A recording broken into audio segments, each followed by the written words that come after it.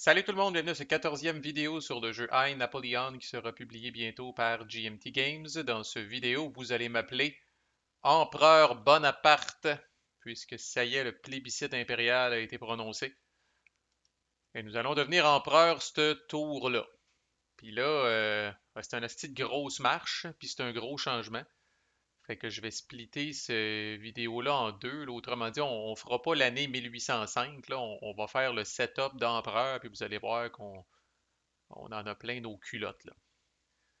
Fait que dans l'ordre et la discipline, quand même, on avance le marqueur d'année, ça c'est comme d'habitude. On crée ça à 1, ça c'est comme d'habitude aussi. Puis, chose fuckée encore une fois, mais c'est confirmé à 100% que c'est de même ça marche, là. On fait vraiment le resource income segment en étant encore premier consul. Fait de la transition, le même principe que quand on est passé de général à premier consul. Fait que je reçois 3 points d'administration. Tac. Je reçois un point de politique pour Joséphine. Je perds 2 de gloire à cause de Nelson. Puis je pense que c'est ça. Ah non, il y a le Tipit aussi ici qui me donne plus un de diplomatie Talleyrand. Excusez. OK. Donc c'est ça. Ça, c'est le Resource Income segment. Là, quand on arrive dans le Remove Card segment, on considère quand même que là, on est empereur. OK? Donc, ce qu'il y a EMD en bas à droite va s'en aller. Cette carte-là, c'est pas écrit EMD en bas à droite dans le tabletop module que j'utilise en ce moment, mais confirmé avec le développeur. Évidemment, ce traité-là va avec cette campagne-là. Ça ne fera pas de sens. Cette campagne-là dit, dans le fond, que quand vous gagnez, vous jouez le Treaty of the Rhine. Fait que s'il n'est plus là, tu sais, ça va pas bien, là. Fait que, bref, ces deux cartes-là décrissent. C'est vraiment là, des campagnes boboches de premier consul. On est rendu vraiment au-dessus de ça. Le traité de Bâle qui décrisse aussi en bas à droite. Fait que nous reste que le traité de Madrid. Ça s'en va. Euh, les commandants, je pense pas je pense pas que c'est une question de. Ils ont des cartes qui font que. Ouais, les commandants restent tous là. Les commandants ont des cartes vraiment spécifiques ou des années à la limite qui font qu'ils s'en vont, là. Manœuvre sur les derrière reste, celle-là reste aussi. Fouché, il reste à la limite jusqu'à la fin de la game. Talleyrand, c'est bon. Là, ça s'en va. Premier consul pour la vie. Ça s'en va. Ça va être remplacé dans 2 secondes. Nelson reste là. Le tsar Alexandre reste là. Puis Joséphine reste là. Puis là, on ajoute les cartes. Puis là, permettez-moi de mettre l'enregistrement sur pause là, parce que j'ai testé avant d'enregistrer là, le Python magique dans Tabletop Simulator. Là, puis il n'est pas super au point. J'ai quelques petits ajustements à faire. Là. Puis tant qu'à vous ennuyer avec ça sur caméra, je vais mettre sur pause et par la magie du cinéma, quand on va revenir, toutes les cartes d'empereur vont être placées. OK, c'est fait. Ça paraît pas, mais je t'ai soufflé. Pour vous autres, ça a passé vite, comme quand on dort la nuit. Là. Mais moi, j'ai travaillé fort. Là. Bon. Il y en a des cartes en hostie. Là. Fait qu'on va y aller étape par étape. Là. D'abord, je suis maintenant l'empereur Napoléon Ier. Fait que ça reste en place évidemment jusqu'à la fin de la game. Puis dorénavant, j'ai 4 points d'administration par année. Je suis au sommet de la chaîne alimentaire et au sommet de la hiérarchie. Là, ça se fait pas d'aller plus loin que ça. Ensuite, on a 2 cartes ici. La première, c'est Napoléon se couronne lui-même, quand même. Et nous avons le pape couronne Napoléon. Et là, ce que ces 2 cartes-là disent, c'est que, bon, une de ces 2 cartes-là doit immédiatement être jouée quand on commence le deck d'empereur, puis ensuite on enlève l'autre du jeu. Fait que là, c'est soit autrement dit que je me couronne moi-même ou que le pape me couronne. Dans notre cas, ça va être réglé quand même assez vite, parce que le pape qui couronne Napoléon, ça peut seulement être joué si la carte papale concordant est dans les traités courants, ce qui n'est pas mon cas. Alors, je vais me couronner moi-même, ce qui me donne quand même plus 10 de gloire. Puis là, évidemment, empereur Napoléon Ier, la carte est maintenant active. Alors, plus 10 de gloire, Ching 44. Est-ce un sommet? Peut-être bien. Puis les deux cartes vont décrisser. Question que j'ai posée aux développeurs, on serait porté à croire, en tout cas moi, dans mon innocence de l'époque, là, je vais le dire de même, pour moi, c'est plus crédible si le pape couronne quelqu'un que quelqu'un qui se couronne lui-même. Tu sais, se couronner lui-même, ça, apparemment, c'est un peu pompeux, c'est un peu effronté, là. Euh, et pour moi, c'est un peu plus crédible quand c'est le pape qui vous couronne. Pourtant, quand on regarde l'effet, là, je viens de gagner 10 de gloire. Là. En me couronnant moi-même, c'est 10 de gloire. On rappelle que la gloire, c'est un peu le but ultime dans ce jeu-là. C'est un peu les points de victoire, en quelque sorte. Là. Mais si j'avais opté pour l'alternative du pape, plus un de politique, vous savez maintenant comment que je m'en calisse. Avec raison, je pense. On a 11 points de politique, on sait pas quoi en faire. Plus 2 de diplomatie, ouais. Puis that's it. Fait que j'ai le choix entre plus 10 de gloire ou plus un de politique, plus 2 de diplomatie. Chris, n'importe quand, je vais prendre le plus 10 de gloire, là. Assurément. Là. Fait que j'ai demandé aux développeurs, what the fuck, cette carte-là? Peut-être on va peut-être le découvrir ensemble, peut-être qu'elle trigue d'autres affaires plus tard. Mais pour l'instant, sur le coup, là, je vois vraiment pas c'est quoi l'intérêt. Fait que ça s'en va. On s'est couronné nous autres mêmes, puis fuck the world. Puis, ok, ça c'est bon. Ensuite, nous avons, appelons-les Tidjo et Louis. Donc, nous avons Joseph Bonaparte et Louis Bonaparte qui font leur apparition dans la boîte de la famille Bonaparte. Et ma compréhension de ces deux bonhommes-là, évidemment, sont parents avec nous autres. Là. Je ne sais pas si tu frère, cousin ou peu importe. Là. Euh, mais là, ces gens-là, étant donné maintenant notre position dans la France et même dans le monde, on va le dire comme ça, ces gens-là s'attendent à avoir une petite part du gâteau quand même. Alors, il y a une carte assez importante une fois qu'on est empereur qui s'appelle Making Kings, qui est mentionnée à quelques reprises sur cette carte-là, qui vous permet carrément, là, une fois que vous, tu sais, là, de distribuer des titres, dans ce cas-là, aux membres de votre famille, là, mais tu sais, vous allez dire, bon, ben, tiens, toi, Joseph, tu veux-tu t'en aller, tu sais, là, tu veux-tu t'en aller à Naples, là, tu veux-tu t'en aller en Espagne, là, tu sais, puis vous distribuez les titres. Mais tant que vous ne faites pas ça, ces deux bonhommes-là spécifiquement sont des nuisances. Fait que si on regarde l'ongoing effect de Joseph, moins 2 de gloire par année s'il est encore dans la boîte Bonaparte Family. Puis sinon, éventuellement, il va donner de la gloire si je peux venir à bout de le parker quelque part, mais pour ça, il faut que je pige la calice de cartes. Fait qu'en voilà d'autres comme Nelson qui vont me faire chier, là.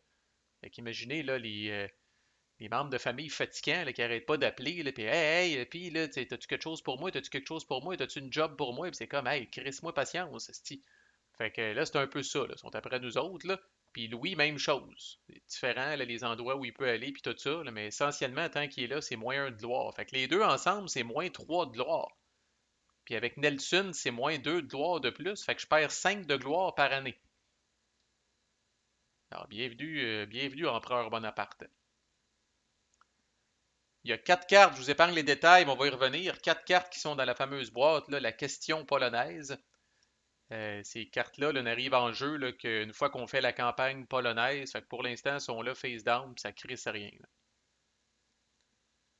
L'autre chose qui crisse rien pour l'instant, qu'on met dans la boîte Espagne, face down, jusqu'à temps que l'Espagne devienne hostile. Présentement, ils sont alliés. Jusqu'à temps que l'Espagne devienne hostile.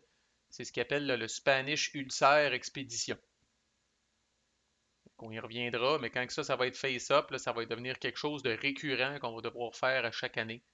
Euh, puis qui, on va le dire de même, plus de troubles qu'autre chose. Là. Et j'ai essayé de garder votre santé mentale intacte jusqu'au bout, là, mais voici, je suis désolé, voici les 8 traités qui sont crissés dans les traités potentiels et voici les 10 campagnes qui sont crissées dans les campagnes potentielles. Puis je dis 10 campagnes, mais c'est en fait 11 campagnes parce que, bon, en dessous, je les ai mis une par-dessus l'autre parce qu'il y a la Russie puis il y a la retraite de la Russie si jamais ça va pas bien. OK, mais vous pouvez pas faire la retraite de Russie tant que vous n'êtes pas allé en Russie, là. Fait que c'est pour ça que je les ai stackés une par-dessus l'autre. Puis ça, le petit éditorial, là, ça se fait pas, ça, pour moi, dans un jeu. Ça se fait pas. C'est trop. Ça, c'est trop.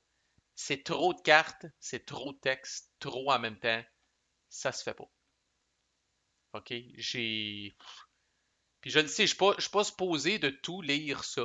Fait que là, ce qui arrive maintenant, c'est que pour toutes les hosties de combinaisons possibles. Fait que là, présentement, l'Espagne est alliée, la Russie est alliée, la Prusse est neutre, puis l'Autriche est neutre. Il y a une campagne quelque part dans ces 10-là qui va accommoder, on va le dire de même, là, ce board state-là. Il y a une campagne parmi ces 10-là là, qui va me dire, joue cette campagne-là si la Russie est alliée, puis que la Prusse n'est pas hostile, puis le développeur me jure, mais je le crois, et le développeur m'affirme, je ne le mettrai pas trop dans l'embarras, là, le développeur m'affirme que peu importe la situation, il y a toujours une et une seule campagne qui s'applique. Parce que mon autre question, c'était comme s'il y en a plus qu'une, c'est-tu le joueur qui choisit? Il me dit, euh, c'est supposé d'être faire en sorte là, que chaque situation correspond à une et une seule campagne. Puis il y a même un petit tableau dans le livre des règles. Là. Il n'est pas ici, là, en fait. À la fin, peut-être, de tout ça. Oh, Chris, il vient de passer, je pense. Ouais. Fait que vous avez ici le résumé des 10 cartes qu'on voit. Là, fait que si l'Autriche est hostile, que la Prusse est alliée, neutre ou a été conquise, que la Russie est alliée, neutre ou inactive, puis que la Spain est n'importe comment, c'est celle-là que vous prenez. Ensuite, si telle affaire, c'est celle-là que vous prenez, puis ainsi de suite. Puis encore là, comme je disais, il est supposé de n'avoir pour tous les coups. Fait que notre première année comme empereur, on s'installe. Il n'y a pas de campagne présentement d'active. On pourra en pogner une dans le deck. Mais là, à partir de maintenant, quand on va arriver à la fin du tour, on va regarder cette affaire-là, puis on va choisir la prochaine place où est-ce qu'on va aller. Puis je répète qu'une fois qu'on est empereur, on n'a pas le choix. La première année, là, je dirais, j'étais en probation, là, ou en tout cas, j'ai comme un petit, tu sais, là, un petit bonus, là, tu sais, où c'est comme, ah, t'es pas obligé de faire une campagne tout de suite, mais dès la fin de la première année, je suis obligé de me mettre une campagne pour toutes les prochaines années subséquentes. Là, on s'en sortira pas. Là, comme je dis, il y en a 10. Là, puis c'est à peu près le nombre d'années là, qui nous reste au pouvoir. Là. Puis évidemment, chacune de ces campagnes-là a des conséquences relativement catastrophiques si on les perd. Fait que, tu sais, t'as voulu justement te déclarer empereur puis tout le kit, là. Bon, ben là, c'est comme dans la vraie vie, là, tu sais, là, tu y vas. Là, c'est tout le monde contre Napoléon. Puis c'est essentiellement comment longtemps vous pouvez toffer avant de vous planter. Là. Fait que, puis tu sais, je répète, là, tu sais, là, c'est impressionnant ça, puis Marco a dit ça se fait pas, puis tout, là. Mais bon, vous pouvez aussi y aller bien tranquillement, puis là, quand je vais arriver à la fin du tour, là, je vais regarder probablement cette petite crise de tableau-là, ou ces cartes-là, puis je vais dire, bon, ben, où est-ce qu'on s'en va? Puis l'endroit où est-ce qu'on s'en va spécifiquement, je vais le checker. Puis le traité qui est associé à c'était parce que chaque campagne ou presque a un traité. Le traité qui est associé à ça, je vais le regarder. Comment tough qu'est la campagne, qu'est-ce que je vais avoir de besoin, y a-t-il des particularités, puis voilà. Puis là, il y a des. C'est ça, là, il y a des affaires vraiment cruciales, là, des cartes vraiment importantes, frontières naturelles. Euh, dans le fond, là, si jamais à un moment donné vous mangez une volée lors d'une campagne, vous pouvez jouer frontières naturelles, gagner un 10 derniers points de gloire, puis après ça, la game se finit. Dans les faits, ça représente que Napoléon a comme dit, OK, ça va faire l'expansion. Euh, je, je- mon royaume actuellement, c'est ça. Puis je vais le délimiter comme ça, puis je vais arrêter d'essayer d'en prendre plus. Il y a la patrie en danger aussi, là, que je pense que c'est justement, là, il y a beaucoup de campagnes, je pense, qui vont dire là, que quand vous vous plantez, ben là, c'est la patrie qui est en danger, parce que là, c'est la contre-attaque qui s'en vient vers Paris. Puis là, vous devez absolument la défendre. Puis, puis c'est ça, c'est elle vraiment qui pardonne pas. Là. Si elle, vous la perdez comme campagne, c'est terminé. Et on aura l'occasion d'y revenir, mais c'est la structure. Fait que c'est vrai que la game décolle quand on est empereur. C'est vrai que c'est excitant. Là, on n'est plus dans des petites gugus tu sais, là, de moindre importance. Là, on est dans ce qu'on connaît de Napoléon. Là. On est dans les vrais wargames là, tu sais, qui ont sorti sur Napoléon, les vraies grandes campagnes qu'il a faites. Là. Puis il n'y a rien de quétaine à partir de maintenant. Là. Tu sais, Là, on a l'impression vraiment d'être aux commandes. Puis, je l'ai déjà dit aussi, c'est un peu triste que ça arrive à mi-chemin du jeu. Puis même, je dis à mi-chemin, mais ça, c'est en supposant que je vais toffer un bout. Parce que je pourrais me planter ici, puis je pourrais me planter là.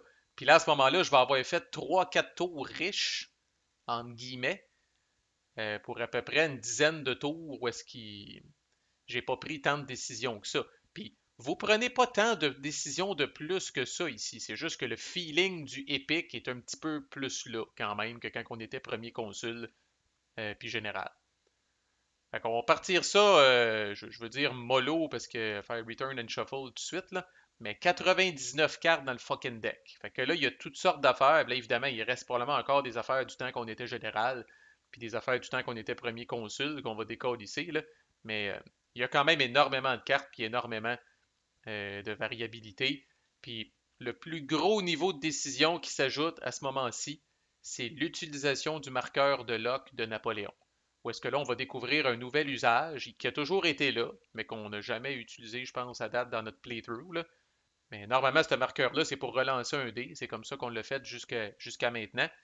Mais ce marqueur-là permet aussi, encore là, une fois par année, ça compte pour son utilisation, permet d'ignorer une carte obligatoire. Parce que là, vous allez voir que la combinaison de certains modificateurs de campagne avec certaines campagnes qui sont déjà tough en coalice, ça peut être plus important que d'avoir un reroll. Fait qu'on va le voir, là, mais là, attendez-vous à ce que chaque carte qu'on tire, si jamais elle est très très bad, qu'on se dise, oh Chris, on veut-tu ignorer cette carte-là? C'est une autre affaire que le marqueur peut apporter, puis qui, selon moi, ajoute peut-être le plus grand niveau de décision dans ce jeu-là, même si c'est pas grand-chose, mais au niveau de ce jeu-là, c'est quand même significatif parce qu'il n'y en a pas beaucoup de décisions en partant. Alors, jusqu'où vais-je me rendre? C'est ce qu'on va découvrir ensemble, fait que manquez pas la suite de notre playthrough. À plus.